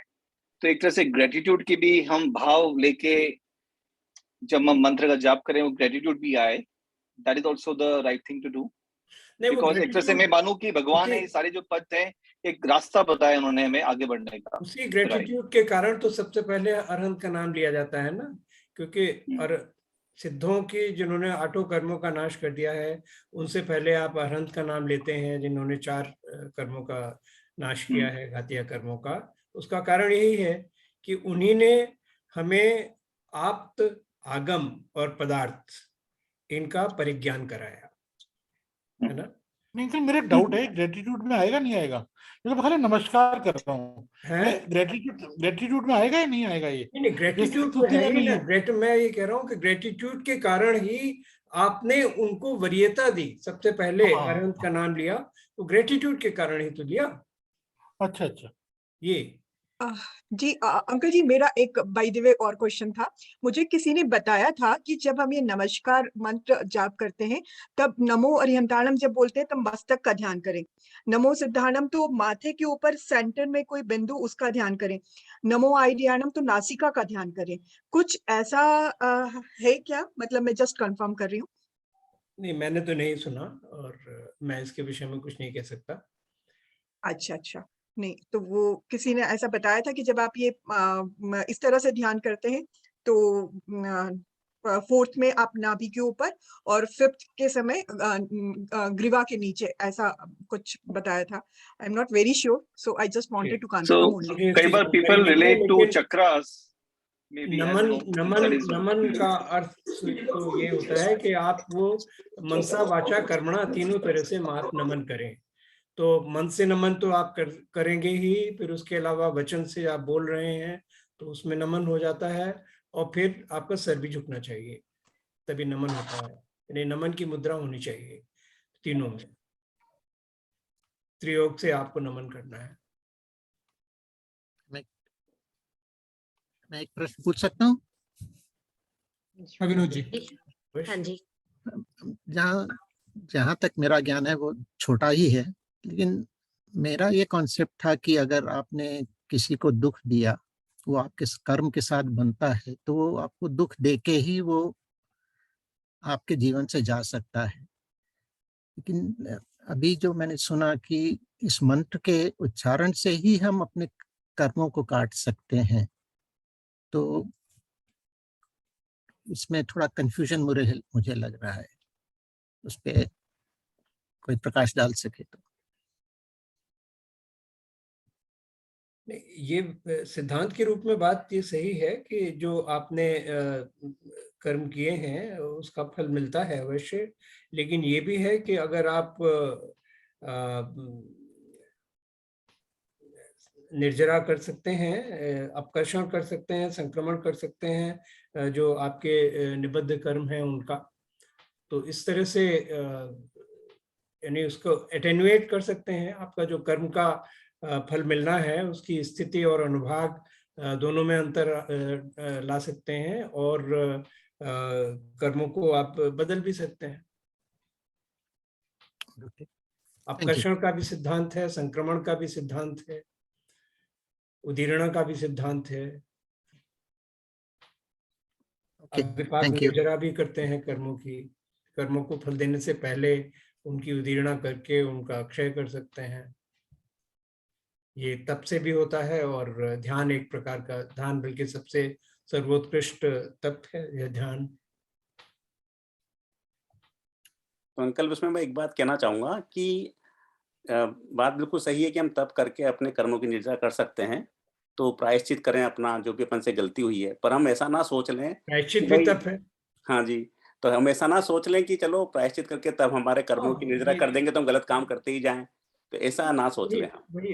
वही बात है, सबसे बड़ी बात तो उसकी है ना, सब भाव से ही होता है। अगर आप इसलिए मंत्र पढ़ रहे हैं कि उससे आपका कर्म का क्षय हो जाए ताकि आप फिर दुष्कर्म कर सकें, तो तब तो फिर बात ही खत्म हो गई। या तो हम उस ग्राउंड पर ही नहीं है। बिल्कुल। किसी यानी दुर्भावना के साथ अगर आप मंत्र का जाप करेंगे तो फिर क्या होगा। नहीं, और विनोद जी के प्रश्न पे मैं ये भी ऐड करना चाहती हूँ कि बिल्कुल अगर कोई बुरा काम किया है, दुख दिया है तो दुख मिलेगा ही, लेकिन ये भी है कि अगर हमने दुख दिया, हम नमोकार का मंत्र का जाप कर रहे हैं और हमारे मन में प्रायश्चित है और हम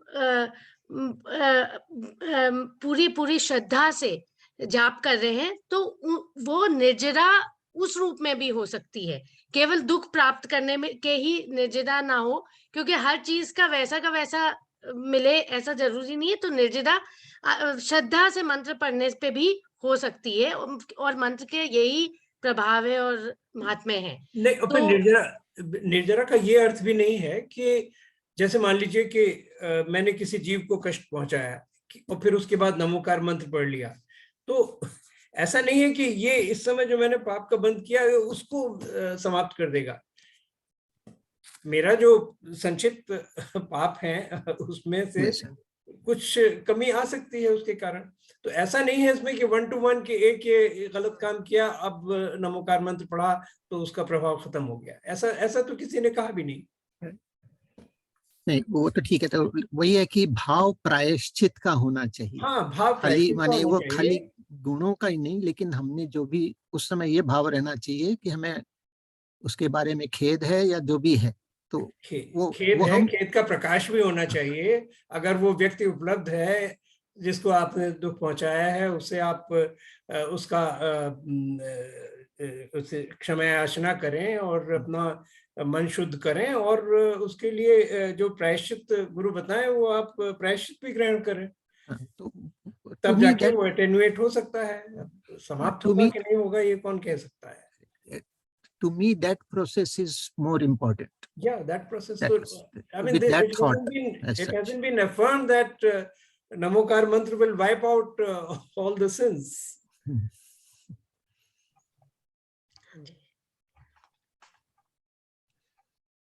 चलिए, समय काफी हो गया है और किसी का कोई प्रश्न नहीं है तो हम आज की सभा यहीं समाप्त करते हैं। मैं विभा जी का बहुत बहुत धन्यवाद देना चाहूंगा और खासतौर से कमल अंकल, वाईके अंकल का भी, कि हमेशा की तरह उन्होंने उसमें कई नए आयाम जोड़े जो था। अभी हम इस जो आज हम पूरा नहीं कर पाए पंच परमेष्टि का स्वरूप और उसके आगे जो हमें करना था, तो वो हम अगले सेशन में करेंगे, उसके डिटेल ग्रुप पे भेजे जाएंगे। मैं एक बात कहना चाहता हूँ पीयूष जी, बस डॉक्टर विभा जी, मैं एक बात कहना चाहता हूँ कि आपने आज जो प्रेजेंटेशन किया, जो नॉलेज शेयर की ना, इतनी मंत्र मुग्ध थी कि 1 घंटा कैसे निकल गया मालूम ही नहीं चला। और जो इन्फॉर्मेशन, नॉलेज, जानकारी नमोकार मंत्र की आज मिली, वो शायद इतनी कंसोलिडेटेड मैंने कभी सुनी नहीं। इतनी सब बातें मुझे कभी मालूम नहीं थी पहले। तो आपका बहुत बहुत धन्यवाद, बहुत बहुत अनुमोदना आपकी।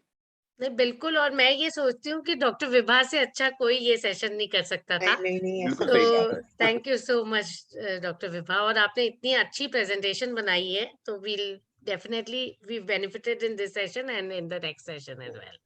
Thank you so much. Thank you doctor Vibha, हमारा ज्ञान थोड़ा एनरिच हुआ। Thank you. ऐसा कुछ भी नहीं है। जय जिनेंद्र, जय थैंक यू। जिनेंद्र। सभी को जय जिनेंद्र अंकल। जय जय।